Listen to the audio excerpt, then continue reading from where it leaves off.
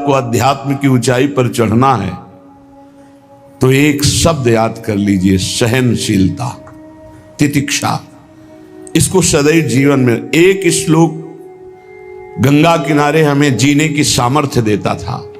जब कभी हमें प्रतिकूलता दुख प्राय मिलते ही थे तो ये श्लोक, यम ही न व्यथ्यन्ते ते पुरुषम पुरुषर्षभ सम दुखा सुखाधीरम स्व अमृतत्वाय कल्पते। वो अमृत पद का अधिकारी हो जाता है जो आए हुए सारी व्यथाओं को दुखों को मौन होकर सह लेता है, वो भगवान को प्राप्त होता है। जहां कोई कष्ट होता बस यम ही न व्यथ्यन्ते ते पुरुषम पुरुषर्षभ सम दुखा सुखाधीरम स्वमृतत्वाय कल्पते। हमें सहना है, हमें भगवत प्राप्ति करनी। अरे छोड़ो, इसने मारा, इसका कर्म जाने, सहो, चलो आगे, चलो आगे बढ़ो। भूख प्यास गर्मी सर्दी मान अपमान दुख सुख, ये सब इस मार्ग के यात्री को मिलते ही है। और जो इसको सह गया वो जगत पावन करने वाला महात्मा बन जाता है।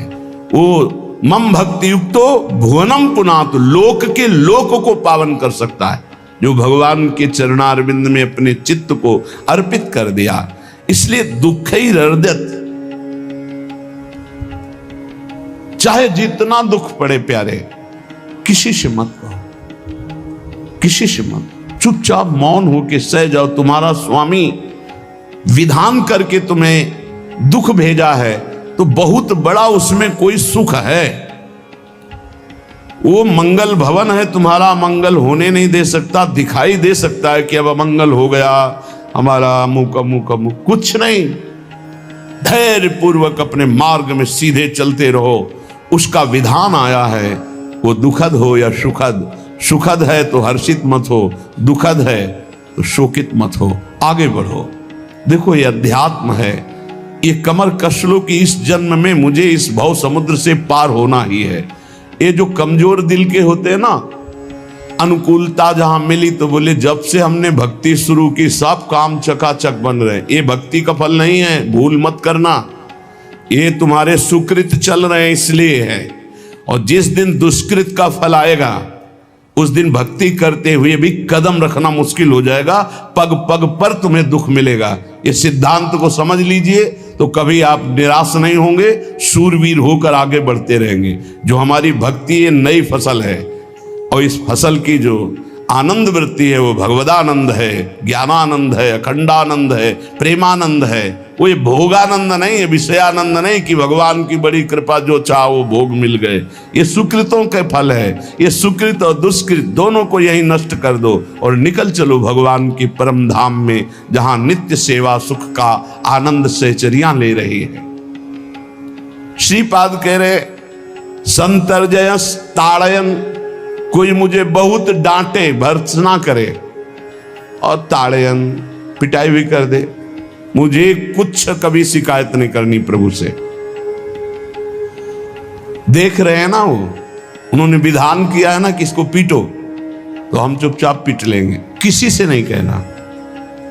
रहीमन मन की मन व्यथा रखिए मन में गोए, सुनिठ ले हैं लोग सब बांटने। इसीलिए असंगो हम, असंग किससे कहें अपने दुख सुख की बात। अपना दिल तो दिलवर को दे दिया, जो बीते सो दिल तो उनके पास है, वो तो जाने दुख सुख की बात, हम क्या जाने, हम तो बस आपके हैं। मौन, अपने विषय में न सुख की बात करे न दुख की, मौन। बात करे तो प्रभु की करे, नहीं तो मौन। मान लीजिए अगर ये मौन आप धारण कर लेंगे तो निकल जाएंगे माया से, नहीं तो किसी की निंदा कर देंगे, किसी का ऐसा कटु वचन बोल देंगे, परुख वचन बोल देंगे, भजन छीण हो जाएगा, भजन करने की वृत्ति नष्ट हो जाएगी। सैकड़ों लोगों के प्रश्न है कि पहले भजन अच्छा होता था अब नहीं होता। उसमें दो बातें होती है, एक तो भजन की ऐसी भूख बढ़ गई है कि अब उतने भजन से नहीं और भजन होना चाहिए। ये उत्तम महापुरुषों की कृपा पात्र भक्तों की वृत्ति होती है। और एक होता है कि आपसे वैष्णव अपराध बन गया, कुसंग हो गया, इस कारण से ऐसा। अगर आपके हृदय में कोई दोष वृत्ति नहीं हो, फिर भजन में ऐसा लगता है कि मेरे से बहुत कम भजन होता है, वैसा भजन नहीं होता जैसा होना। ऐसा बड़े बड़े महापुरुषों को भी अनुभव होता है। ये कोई निंदनीय बात नहीं है, वंदनीय बात है। पर वास्तविक यदि भजन नहीं हो रहा है वास्तविक यदि आपका रुक गया है आनंद, तो आप ढूंढ लीजिए। आपका भोजन गलत है, आपका संग गलत है, आपने कोई वैष्णव निंदा की है, बस यही कारण है। यही खोज लेना, यही सुधार कर लेना। किसी से क्षमा याचना की जरूरत नहीं। अंदर देखो और आचार्य गुरु से प्रार्थना करो, सब ठीक हो जाएगा। बड़े कृपालु है। जिन्होंने अपराधी मुझ जैसे को घसीटा तो अब अपराध बन जाएगा, तो थोड़ी छोड़ देंगे वो।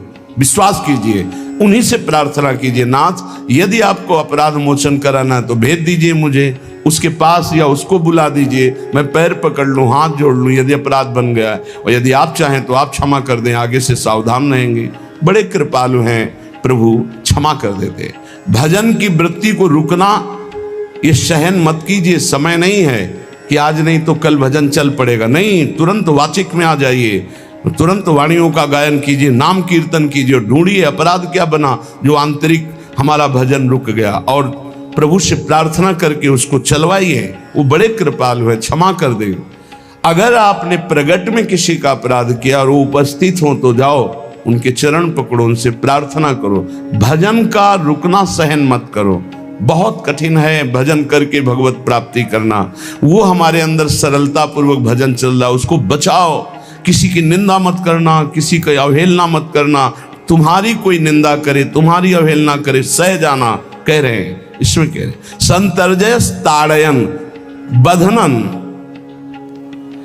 यदि वो कहीं मुझे बांध दें, मैं बंधना में स्वीकार कर लूंगा। ऐसा भक्तों को कोई बांधता है क्या? हाँ, बांध देते हैं। तितिक्ष ब्राह्मण की कथा में पढ़िए, उसको बांध दिया। एक सखी बहुत भजनानंदी थी, उसके परिवार के लोग रोज उसे पीटते थे और उसे बांध देते थे। सखूबाई नाम उसका सखी का था। एक सखी बहुत नागरीदास जी के संग में रहकर भजन की वृत्ति उच्च कोटि की सीखी थी, भागमती बाई। उनके पति ही उनके ऊपर सैया लगाकर नवीन रानी के साथ बैठते हुए सब पिटाई करते, इतना कष्ट देते, पर वो उच्च कोटि की ऐसी महान वक्ता, परम सिद्ध बरसाने के जो वास करने वाले अपने नागरीदास जी थे, हरिवंश महाप्रभु के शरणागत, उनके सत्संग से ऐसी उच्च कोटि की दशा प्राप्त हुई, उसे कोई फर्क नहीं पड़ता। उसके कष्ट देने के लिए उसके ऊपर सैया लगाते, राजा थे, और नवीन रानी के साथ उसके ऊपर बैठते और उपद्रव करते, मारते पीटते, लेकिन वो सम रहती। संतर्जयस ताड़यन बंधनन, शांत। वो देख रहा है, बस तुमको यही सोचना, वो देख रहा है, मेरा स्वामी देख रहा है। वो देखते हुए मौन है ना, वो चाह रहा है ना, तो तेरा किया मीठा लागे। बस बात समझ लो, इतना तो बहुत बड़ी वस्तु प्राप्त होगी, बहुत बड़ी। एक मिट्टी जब कुम्हार को अर्पित हो जाती है तो पीट पीट कर एक छोटा राई भर भी दाना नहीं रहने देता, क्योंकि राई भर भी अगर दाना रहा वहीं से मटकी फूट जाएगी, राई भर भी अहंकार रहा वहीं से भक्ति रस निकल जाएगा। पीट पीट के उसको एकदम बराबर, फिर भी चैन नहीं, जल डाल के रौंदा, फिर भी चैन नहीं, हाथों से मल कर अपने अनुसार बनाया, फिर चाक पे चढ़ाया, जो चाहा आकार दिया, सूर्य के ताप में तपाया, फिर उसको दहकते हुए आवे के बीच में रख के पकाया, फिर उसमें रस रखने लायक क्षमता आ गई उस मिट्टी में। ऐसे ही हम जब संत महापुरुषों को, श्री भगवान को समर्पित होते हैं तो ये सब होगा। रस रखने लायक हृदय तभी होता है जब आवे में तपता है, इसलिए तैयार रहो। तभी नागरीदास जी ने कहा, बड़ो ही कठिन है भजन ढिग डरिबो। एक सूरवीर योद्धा की तरह जैसे उसके अंग घाव से युक्त होते हैं, वो कदम पीछे नहीं आगे ही बढ़ाता है, ऐसे भजनानंदी चाहिए। चाहे मुझे चोर कहा जाए, पतित कहा जाए, गाली दिया जाए, मुझे मारा जाए, बांध लिया जाए, तो भी मैं भगवान पर दोषारोपण नहीं करूंगा। मैं यही निश्चय करूंगा, प्रभु मेरे देख रहे हैं, जोई जोई प्यारो करे, सोई मोई भावे, उनका विधान परम मंगलमय है। अंतः क्लेश मतीव दुस्सह तरम प्राप्नोति नाना विधि। मुझे अंदर से भी बहुत पीड़ा दी जाए, काम पीड़ा, क्रोध पीड़ा, लोग बाहर से तो ये दिया जाए और अंदर से भी ये दिया जाए, तो भी हे प्रिया जो आपसे नहीं कहूंगा। प्रेम में कभी शिकवा शिकायत नहीं होती, ना इष्ट से और अपने प्रीतम के विधान से दिए हुए कष्ट को हम दूसरे से कह दें, धिक्कार है हमारी प्रीति को। प्रीतम सहावे और मैं दूसरे से शिकायत करूं? नहीं, हर विधान आपका सहो। ये प्रेम है मस्ती का, ये लज्जू पंजू ऐसे काम नहीं है इनके। ये तो देखते हैं पैर धर के, अगर गर्म लगा तो हटा लेंगे, मत रखना गर्म ही गर्म है। और छाती मजबूत करके कि आग पे चलूंगा तो पैर रखोगे तो चंदन हो जाएगा आग में भी। पूरे जीवन की बात कह रहा हूं, पूरे जीवन की। सोचो उस समय जब 13 वर्ष की अवस्था है और घर से निकले थे, कोई साथी नहीं है, कोई समझाने वाला नहीं, और आज इतना जीवन हो गया इसी यार के सहारे हुआ है। इसी यार, ना 1 रुपया कभी था, न रहा है, न रहेगा। प्रेमानंद का 1 रुपया नहीं है, प्रेमानंद की एक वस्तु नहीं, ना रहा ना रहेगा।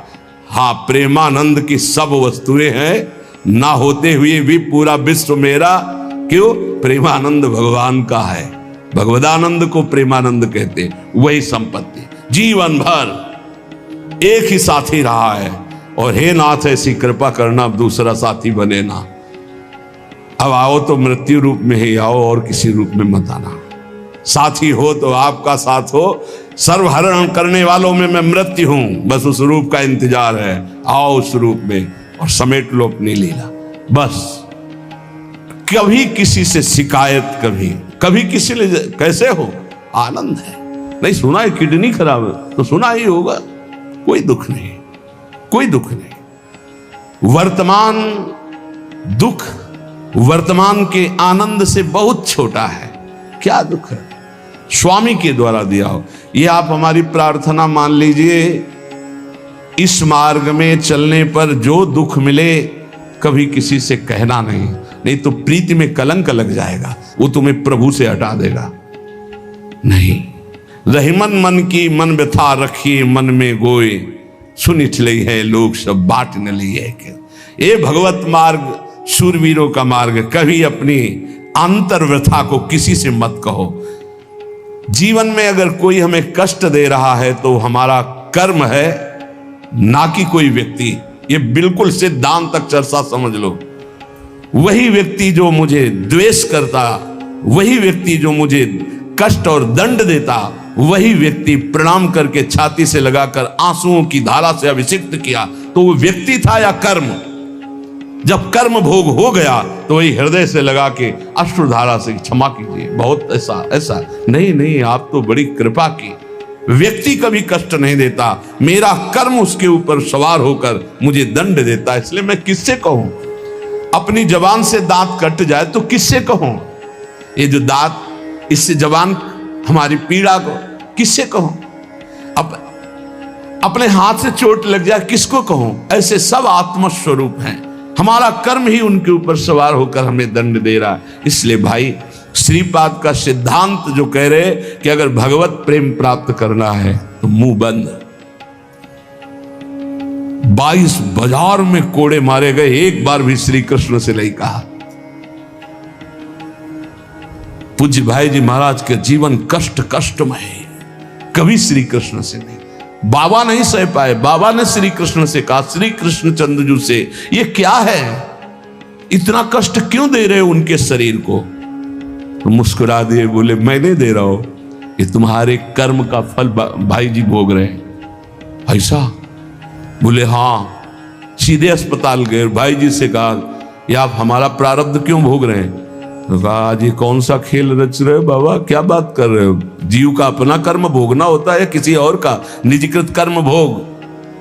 तो उनका आप हमको बहका नहीं सकते, हमें परम तत्व से पता चला है कि आप हमारे कर्म।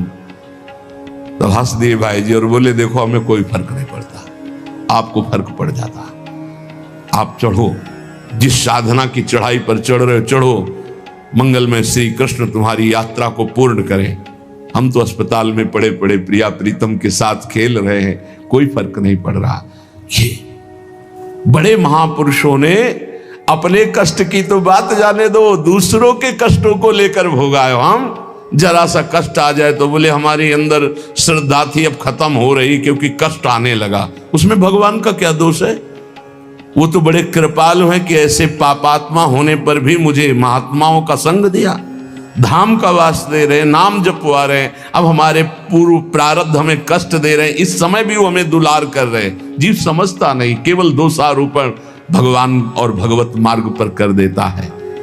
इसलिए उपासक को अंतः क्लेशमति व दुस्सहतरम, ये जो आप काम क्रोध से जल रहे हो ना, ये तपस्या है, इसका बहुत बड़ा लाभ मिलेगा। और अगर भोग रहे हो ना, गिर रहे हो, पतित हो रहे हो, तो वो सुख नहीं, वो शांति नहीं, वो विश्राम नहीं। तो एक बार ध्यान रखना, इस शब्द को याद रखना। ऐसे रहने पर भी हमारे द्वारा जो भी, वो हमारे स्वामी ऐसे लेते हैं। जन अवगुण प्रभु मान न काऊ, दीन बंधु अति मृदुल स्वभाव। कल शाम के पूज्य परमहंस राम मंगल दास जी की वाणी का चिंतन हो रहा था, उसमें कह रहे कि जो 30 मिनट भगवान नाम कीर्तन कर लेता, मेरी बात पर विश्वास रखना, हो उसको भगवत प्राप्ति होगी।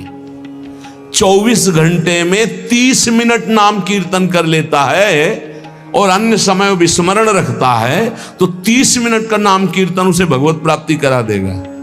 तुम्हें जो पाठ प्रिय हो, 30 मिनट पाठ कर लोगे, भगवत प्राप्ति हो जाए, कर लो। और बहुत पहुंचे हुए महापुरुष जिनके चरणों में अपार श्रद्धा है, आप लोग तो रात दिन लगे, आपको भगवत प्राप्ति नहीं होगी। चूक हो जाएगी तो जन अवगुण प्रभु मान न काऊ, दीन बंधु अति मृदुल स्वभाव। अग्नि की ज्वाला के समीप रुई का पहाड़ कितनी देर टिकेगा, कितनी देर टिकेगा, उसके ताप में झुलस जाएगा। ये अग्नि की ज्वाला है भगवान नाम कीर्तन, भगवत यश गुणगान। तो जैसे किसी को लगे कि वो नाम जब भी करता है वो रुचि पूर्वक पाप करता है, असंभव। नाम जापक रुचि पूर्वक पाप कर ही नहीं सकता, उसका हृदय जलेगा पक्का। आप जप करके देख लीजिए, आप जप कीजिए नाम, और फिर आपसे पाप जब बनेगा तो आप फिर हालत अपनी देख लीजिएगा, बार बार हृदय जलेगा, नहीं नहीं नहीं। तो एक दिन वो नहीं सिद्ध हो जाएगा और आप निर्विकार हो जाएंगे। इसलिए अंतः क्लेश, अगर बुद्धि मति वो अति अंदर क्लेश आ रहा है, कभी काम आ रहा है, कभी क्रोध आ रहा है, कभी लोभ आ रहा है, कभी मोह आ रहा है, ये आता रहेगा जब तक भगवत साक्षात्कार नहीं होगा। ऐसा मत समझो कि 2-4 महीने जप करेंगे तो हम सिद्ध हो जाएंगे, ये आता रहेगा। ये बहुत भागवतिक शक्ति से संपन्न है विकार, कोई साधारण नहीं है कि तुम माला जपोगे वो नहीं आएगा, माला जपते समय ही आएगा वो।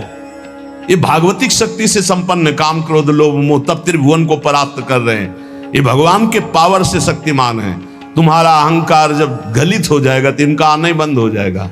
जब तक अहंकार रहेगा तब तक ये आते रहेंगे। तो जो तुम्हारे अंदर जलन हो रही, मत कहो किसी से, सह जाओ, यही तपस्या हो जाएगी, यही भगवान की प्राप्ति का हेतु हो जाएगा। प्रभु के लिए थोड़ा कष्ट सहकर आप आगे बढ़कर देखिए वो कितना आपको प्यार देते हैं। यही कष्ट सहना है, आंतरिक विकारों को सहना, बाहरी प्रहारों को सहना, कभी किसी से ना कहना, ये भक्तों का स्वभाव। मौन, इसीलिए वाणी से मौन, कुछ ना बोलना। हमने एक संत भगवान को देखा, 22-23 वर्ष पहले वृंदावन में कच्चा मार्ग था, एक बोरा रखते थे, ऐसे पागलों जैसा भेष था। तो जब रात्रि के 11 बजे वापस यमुना किनारे से प्रसाद पाके यमुना किनारे गए, यमुना किनारे से जब लौटते थे तो उनको देखते थे अकेले वो बैठे रहते थे। उनकी मुद्रा देख के लगता था भगवदानंद में डूबे भी है। नजदीक बैठे, बोरा उठाया, चल दिया। अमित पीछा छोड़ने वाले थे नहीं, पीछे तो उनका क्या बात है, क्यों पीछे हो। अब संत वेश हमारा भी तो मर्यादा से ही बोलेंगे, वो कुछ नहीं, केवल जानना चाहते हैं आपको। तो कालीदह की इधर तमाल का पेड़, जो श्वेत रंग का एक वृक्ष है, उसका मुझे नाम नहीं याद आ रहा, गुलर जैसा, और वो तमाल में लिपटा हुआ अब भी है। दाहिनी तरफ है ये जो खाली जगह पड़ी ऊंची, जो अपने दाहिनी तरफ बर्फ फैक्ट्री के आगे जाते हैं, उसी के नीचे बैठे हुए। तो हमने पूछा आपकी स्थिति देखकर मुझे लगता है आप हर समय भगवदानंद में डूबे रहते हैं। बोले जब लगता है तो प्रश्न क्यों करते हो? हमको आपकी वेशभूषा देखकर। तो बोले जगत से बचने के लिए ये वेशभूषा है।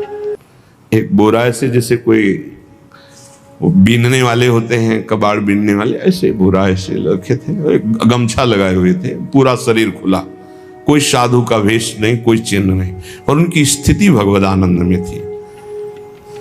उनका ये किसके उपदेश, किस मार्ग के उपदेश, किस इष्ट की आराधना से आपको ऐसी स्थिति प्राप्त हुई? बोले प्रथम पूज्य श्री स्वामी राम सुखदास जी महाराज का सत्संग हुआ, इष्ट देव श्री कृष्ण, इष्ट ग्रंथ गीता, उसी की कृपा से मुझे ऐसा, मैं भारत के हर तीर्थों में वास करता हूँ, भ्रमण करता हूँ, असंग रहता हूँ, और यही वेशभूषा रहती है। बड़ा अंदर से तो भोजन प्रारब्धवशात जो सामने आ जाता है उसे पा लेता हूँ, नहीं आता भूखा रहता हूँ। तो कहा अगर हम मधुकरी ले आवे कभी आप इससे तो पालेंगे? बोले दे देंगे तो पालेंगे। दूसरे दिन मधुकरी लेकर तो रोज हमारी उनके चरणों में श्रद्धा, क्योंकि उनका रहना और चिंतन दोनों, रहनी और चिंतन बड़ी प्रशंसनीय। जो वीतराग परमहंस हो गया अक्षर सा वैसे, कुछ पास नहीं, केवल बोरा, वो नाटक के लिए बोरा कि कोई समझे कबाड़ बिनने वाला, और एक गमछा ऐसे रंग बिरंगा, बस कुछ नहीं, कोई भागवतिक चिन्ह नहीं। एक दिन देखा वो पड़े मक्खियां भिन भिना रही, तो नजदीक गए, क्या होगा? कहा चुप जाओ। कहा बोलिए ना। बोले वमन और शौच दोनों हो रही है, शरीर बिगड़ गया है, तो हमका औषधि के लिए हम व्यवस्था, बोले इसलिए कह रहा हूं आप बच जाइए। हम कहा हमें बता तो दीजिए क्यों नहीं? तो बोले आया हुआ प्रारब्ध है, इसको हंस के भोगना है। ऐसे कोने में साइड में ऐसे पेड़ के किनारे पड़े, 2-4-10 दिन जो भी व्यवस्था उनकी बनी, फिर वो हमको दर्शन नहीं मिले, अन्य तीर्थों में चले गए होंगे। ऐसा महापुरुष। क्या हम अपने शरीर को इतना प्यार करें कि भगवान से श्रद्धा हो जाए, भक्ति मार्ग में हम लड़खड़ा जाएं, फिर सत्संगी किस बात का? ये पक्का समझ लीजिए, ये जो भगवत मार्ग है ये शूरवीरता का मार्ग है, सहन करने का मार्ग है। जितने भी महापुरुषों के चरित्र हैं आप पढ़ करके देख लीजिए, भगवान के चरित्र से भी ज्यादा लाभ भक्त चरित्र सुनने से इसलिए होता है कि हमको लगता है कि हमारे जैसा जन्म लेकर इतना कष्ट सहकर इस ऊंचाई पर पहुंचे, ये बड़ी बात है कि वो जीवत्व से हमारी तरह पैदा होकर ईश्वत्व को जाता है। इसलिए भक्त चरित्र में विशेष बल हमको प्राप्त होता है। क्या क्या कष्ट सहते, और आप खुद देख लीजिए, आपको जितना कष्ट है उससे बड़ा सुख है कि नहीं, अंदर देख लीजिएगा तो इसी से अनुमान लगा लीजिए, जितना बड़ा कष्ट उससे कई गुना बड़ा सुख भगवान देते हैं, तभी वो उनका यश गाते रहते हैं। ऐसे थोड़ी होता है कि हमारे भगवान का हम भजन करते, हमारे साथ न्याय नहीं हुआ। न्याय तो सही बात नहीं हुआ, नहीं तो तुम्हारी दुर्गति हो जाती। सही बात में उन्होंने न्याय नहीं किया, पक्षपात किया है तुम्हारा। अगर वो सही न्याय करते तो ईमानदारी से कहते हैं, केवल नरक के कीड़ा ही बनना पड़ता और कुछ नहीं है।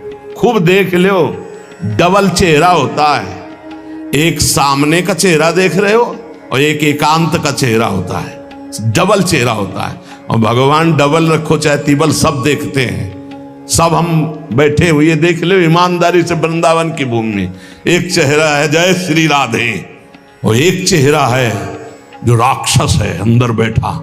देख लो, अंदर देख लो, बिल्कुल इस समय सीसी कैमरे में हो, अंदर देख लो, एक राक्षस बैठा है, और उस राक्षस ने जो जो करवाया आप लिखो रजिस्टर में, तुम्हें याद है जितना, और इसके बाद आप न्यायाधीश बनो, फिर आपकी क्या दुर्गति होती उसका।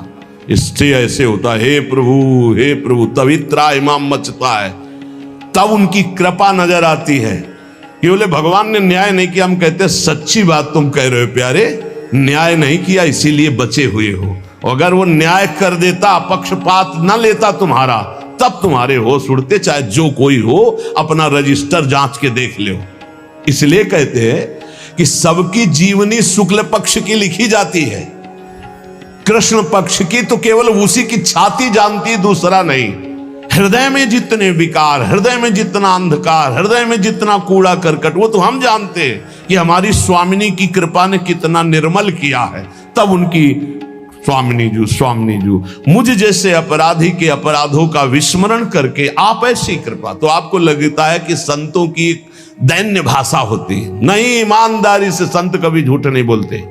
जैसे कह रहे हैं कि मौसम कौन कुटिल खलकामी, तो अंतर ये होता है कि आंख में जैसे थोड़ा पड़े तो बहुत बुरा लगता है, और पीठ में इतना बड़ा तिनका चला जाए तो कुछ समझ में नहीं आता। संतों का हृदय आंख जैसा होता है, थोड़ी सी भी गलती में हाय हाय मच जाता है। धिक्कार है तुम्हारे जीवन को, अपने को तुम क्या समझते हो और क्या है तुम्हारे अंदर विचार।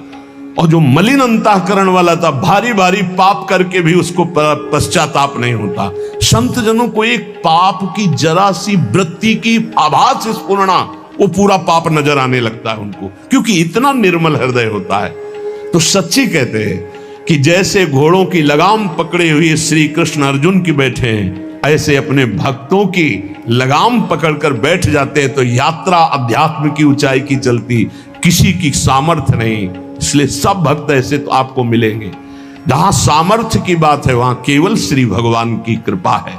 इसलिए बाहर की पीड़ा और अंतर की पीड़ा अपने प्रीतम के द्वारा दी हुई मानकर सह जाओ, तो आगे प्रीतम तुम्हारा स्वागत करने के लिए खड़े, पक्का समझ लेना, पक्का। और वो देंगे ये पीड़ा। क्यों देंगे? इसी पीड़ा में पता चलता है कि तुम्हारे मन की सुई किधर जा रही है। प्रताप राय जी महाभागवत थे, बड़ा चरित्र है।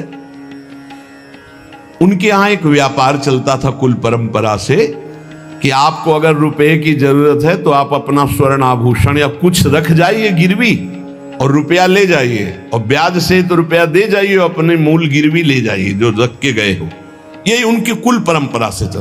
तो उसी के आधार पर वो कुल परंपरागत कर्म कर रहे थे। निरंतर नाम जब भगवत आराधन में मगन। अब नाम जब भगवत आराधना और ईमानदारी से कार्य, तो बड़ा सब खूब धन संपत्ति, बहुत आनंद, और भक्तजनों के खूब भोजन होते, भंडारे होते। तो जो चिढ़ने वाले जलने वाले लोग हैं वो जलते थे कि करता तो ये कुछ है नहीं, खूब जय जय मच रही है चारों तरफ, इसको नष्ट किया जाए। ये किसने बीज बोया? अरे बोले दुष्ट स्वभाव ने। नहीं नहीं नहीं नहीं, भगवान ने। किनको उस्काया? डंडे को। क्यों? अब झंडा फहराओ मेरे भक्त के यश का। उनके हृदय में जलन हुई। वहां का काजी और मिल गए 3 लोग, और उन्होंने कहा कि इसको नष्ट किया जाए। बोले बस आप सहयोग दो, नष्ट तो पक्का। बोले कैसे? बोले प्लान तो सब हमारा बन गया है। अब झोली में कंकड़ भरे। प्रताप राय जी, बेटी का ब्याह है, 10,000 मुद्रा चाहिए। बोले गिरवी? बोले है, स्वर्ण मुद्राएं। अब वो इतने ईमानदार, विश्वास, बोले बॉक्स रखा रहता है, उसी में रख दो, दस्तखत करो, 10,000 रुपए लो, ब्याज से दे जाना, अपना ले जाना। थोड़ी देर बाद दूसरा आया ऐसे, फिर तीसरा आया, वो तो उनका व्यापार ही था। 5 दिन बाद वापस आया और काम बन गया। ब्याज सहित ये रुपए लो, हमारा आभूषण वापस करो। बोले जहां रख गए थे वैसे उठा लो। तो बाक्स से उठाया ऐसे। अरे देखो कितना नाटक करता है, माला जपता है, भगत बनता है, हमारे स्वर्ण आभूषण हटाकर कंकड़ पत्थर भर दिए। अब लोग तो आश्चर्यचकित हो रहे थे कि ये भगत जी तो ऐसे है नहीं। इतने में दूसरा आया, उसने भी वही नाटक शुरू। तीसरा आया, उसे अब तो पक्का हो गया कि पाखंड करता है। लोगों की श्रद्धा को कपूर कहा गया है। कपूर ऐसे बाहर रखो ना तो उड़ जाता है ना, ऐसे ही श्रद्धा है। अगर उसको आप मजबूती, विश्वास की मजबूती में नहीं रखोगे तो श्रद्धा उड़ जाएगी।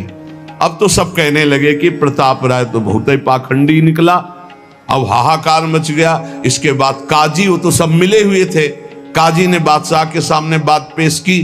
काजी के इशारे से बादशाह ने हुक्म दिया इनको बंदी बना लिया जाए, सारी संपत्ति जब्त कर ली जाए।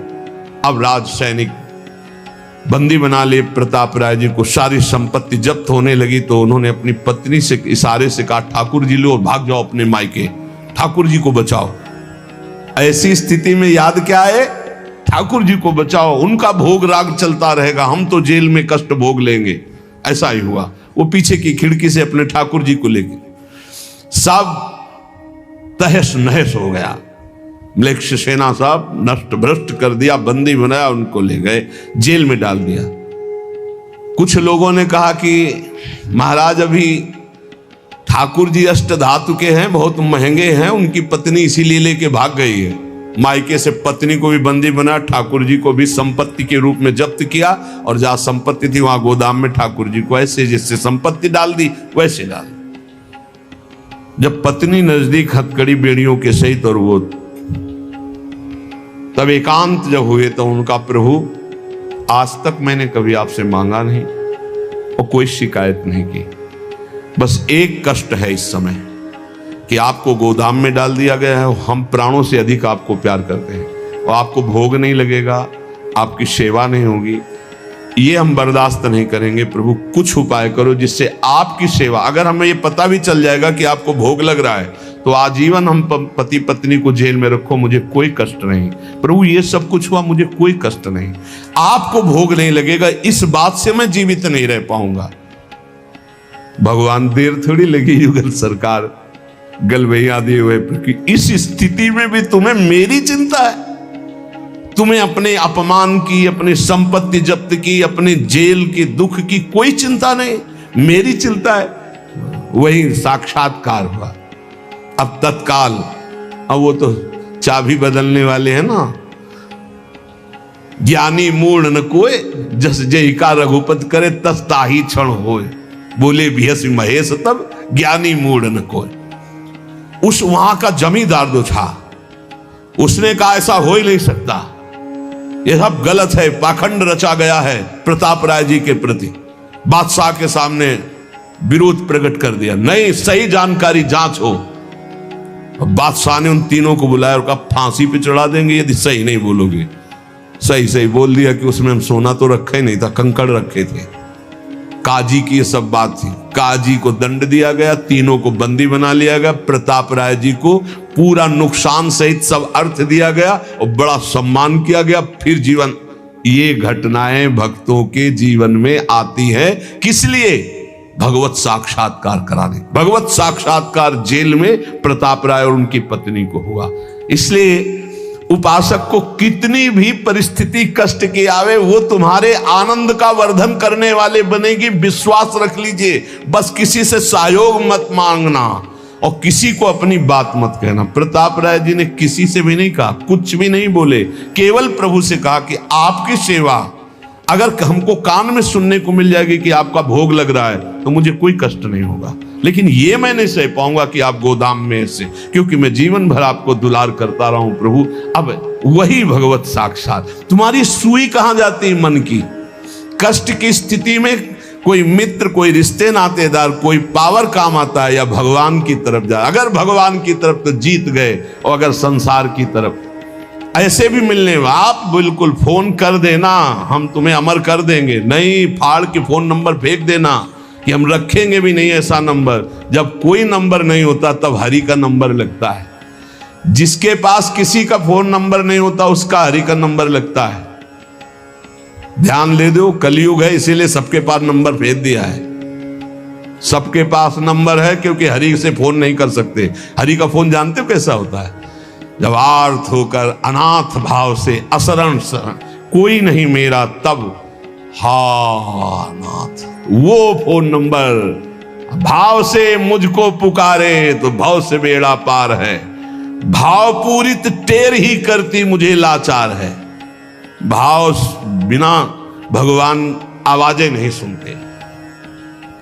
भाव सुनी पुकार भगवान नहीं सुनते। भाव कब आता है? बाजार में थोड़ी मिलता है। किसी से हमारा संबंध नहीं। ये जीतना है तो ये बातें पकड़ लो सत्संग की। कोई विपत्ति दुख आने पर अगर किसी का नंबर आपको याद आवे कि अगर हमें विपत्ति आएगी तो कौन सा नंबर याद आएगा? बोले अमुक का, उसको डिलीट कर दो। नहीं, अमुक का नंबर नहीं रखेंगे हम, श्री जी का। श्री जी का नंबर क्या है बताया तुम्हें? क्या है? बस कोई नंबर नहीं तो श्री जी का नंबर, हे लाडली, हे प्रिया जी। कोई है ही नहीं, अब अपना कोई है ही नहीं तो कौन है? सच्ची बताते हैं, एकदम नंबर। 1 घंटी में फोन उठा लिया जाता है, 1 घंटी।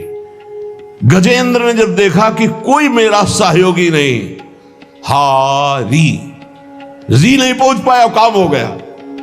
हरि पूरा नहीं कर पाए, काम हो गए। गोविंद यही प्रकट हो गए, वस्त्रावतार। ये नंबर है हरि का। जब तक पांडवों की तरफ, भीष्म की तरफ नंबर नहीं लगा, दांत तक पकड़ा, नंबर नहीं लगा, और जब छोड़ दिया, कहा गोविंद, बस नंबर लग गया। ये है भगवान को पुकारना, ये है भगवान तक आवाज पहुंचाना। कोई हमारा नहीं, यही तो हमारी साधना है। और यहां मान नंबर लिखे चले जा रहे हैं, व्यवहार बनाए चले जा रहे हैं, डायरी बनाए चले जा रहे हैं, इतने नंबर। अरे सब क्या करोगे, ये सब नरक पहुंचाएंगे नंबर। एक केवल हो हरि शरणम, बस सब काम बन जाएंगे। बोले नहीं, सहयोग होता है। इससे क्या सहयोग होता है? अगर बात बिगड़ जाए तो अंगरक्षक ही शूट कर देता है, और कौन? अंगरक्षक ही शूट कर देता है। अगर वो चाबी बदल जाए ना तो रक्षक ही भक्षक बन जाता है। किससे रक्षा चाहते हो? जो काल का भी शासन करने वाला है, उससे रक्षा चाहो। देखो सच्ची बात, ये केवल प्रवचन नहीं कर रहे, हृदय की बात कह रहे। मान लीजिए मेरे प्रभु ऐसे है, कोई महान नहीं है, वो जिसको महान करते हैं वही महान हो जाता है प्यारे। ऐसे हाथ हटा ले तो सब हान ही हान है, कोई महान ही नहीं है, महान नहीं। वो हटा ले तो बस उन्हीं से महान है। सच्ची कहते हैं, उन्हीं से महान है। दबी बात खुल जाए तो असलियत समझ में आ जाए, और वो जानते हैं, और वो जानते हुए हमें नमस्कार करवा रहे, प्रणाम करवा रहे, भोजन दिला। अरे जय बोलो उनकी। हमारे साथ भगवान ने क्या किया? अरे तुमने भगवान के साथ क्या किया? कितनी कृपा की भगवान ने। इतने अपराध का दंड जानते क्या होता है? पूरा जीवन बर्बाद हो जाए। और यहां पूरे जीवन अपराध कर रहे हैं, जीवन आबाद किए हुए हैं ऐसे प्रभु के प्रति। ये हम इसलिए कह रहे हैं, जो कहते हैं ना हमारी भगवान पर श्रद्धा नहीं रह गई, तो तुम्हारे ऊपर हमारी श्रद्धा नहीं रह गई। देखो ना कहां श्रद्धा लायक हो तुम, क्या हो तुम। ये हम असलियत कह रहे हैं। ऊपर से चिकना चुपड़ा, अंदर से सब गंदा होता है। भगवान बचावे, नहीं तो मना खष्टान इंद्रियाणी प्रकृति स्थान कर सती। दुर्गति वाले काम होते हैं, दुर्गति वाले। आप जो भी देख रहे हो केवल कृपा देख रहे हो। अगर वो कृपा हट जाए तो कुछ नहीं देखने लायक किसी में भी। जहां कहीं कुछ भी है, वो मति की रति गति भूति भलाई। जब जेहि जतन जहां जेहि पाई, सो जानो सत्संग प्रभाव। लोकहु वेद न आन पाऊ। इसीलिए हम कहते हैं, ये मत कहो मुझे भगवान पे श्रद्धा नहीं रह गई। भगवान की इतनी कृपा है, हम कैसे तुम्हें बताएं। कृपा ही कृपा है कि वो न्याय ठीक से नहीं करते। किनके साथ? एक बार जो कह दे राधा, एक बार हरि, एक बार कृष्ण, तो पक्षपात ले लेते हैं। अगर पक्षपात न लेते, ठीक से न्याय करते, तो करोड़ों कल्प रौरव नरक मिलता, फिर भी उद्धार नहीं होता। इसे आचरण सबके अंदर है, देख लो। 15 मिनट के अपराध से जीवन भर आपको भारत की जेल में सड़ना पड़ेगा। वो ऐसे कितने अपराध हैं उनका, जिनको तुम इस कानून से अनुमान लगा सकते हो। वैसे कितने अपराध किए, लेकिन स्वामी ने कभी एक चाटा नहीं लगने दिया, और निकाल करके आपको परम पद की तरफ ले जा रहे। कृपा नहीं दिखाई दे रही? तुम सत्संग, नाम जप, भगवत यश गायन, भगवत लीला, भगवत धाम, ये तुम्हारी साधना का फल है क्या? ये कृपा का फल है। तुम अपने को देखो और कृपा को देखो, तो यही बलिहारी जाएगी कि जासु कृपा नहीं कृपा आघाती। जिनकी कृपा कृपा करने से आघाती ही नहीं है। इसलिए अंतः क्लेशमति दुस्सहतरम प्राप्नोति नाना विधि। नाना विधान से यदि अंतर बाहर कष्ट मिले तो चुपचाप सह जाना, राधा राधा राधा। आगे बढ़ोगे तो भगवत प्राप्ति हो जाए।